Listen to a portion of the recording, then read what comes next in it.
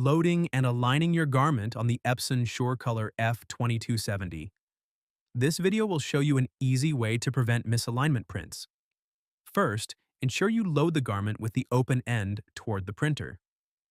Put the garment all the way back till the seams of the garment touch the printing platen as you see here. At the same time, try to center the neck hole on the platen.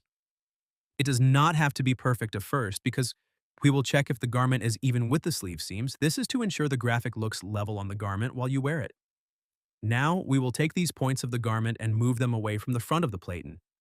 Please try to keep the seam as parallel with the platen beveled edge as possible. Depending on the shirt size and graphic, move the garment back till the collar sits in front of the platen. You will now need to check that a seam of the collar is not sitting on the beveled edge of the platen. If it is just simple, move it back a bit more and remember to keep the seam parallel. Once that is done, we will move to the side where the seam of the sleeve is. What we are doing is checking the distance from the edge of the beveled edge to the highest point of the seam. You may do this with a ruler or some sort of measurement tool or your fingers, since you normally have them on you. This garment has a 2-finger spacing on the right side of the platen. Now I will move to the left side to see if I have the same distance from the highest seam to the beveled edge of the platen.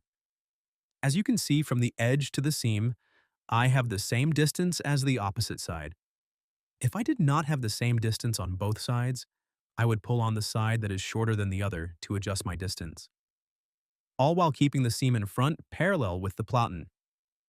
Just like that, you are aligned and ready to print. Do not forget to tuck the garment in under the platen to prevent any issues. Well, it moves and prints. You will now be able to print right away, or if you need to send the print from Garment Creator you can, and then hit the print button. Okay, while we wait for the garment to print, I would suggest double-checking that your heat press is set at 330 degrees and has no more than 2 or 3 pounds of pressure set.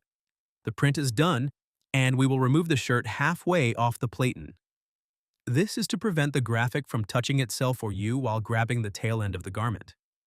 This step will make it easier for you to load the garment onto the heat press, and if done correctly, it will prevent the graphic from smudging or rubbing against anything. We have Teflon on the base of our heat press to make loading the garment smoother. The rubber base tends to catch garments, impeding loading. Here I am, hovering over my graphic before placing parchment paper on the print to harden the top layer of ink.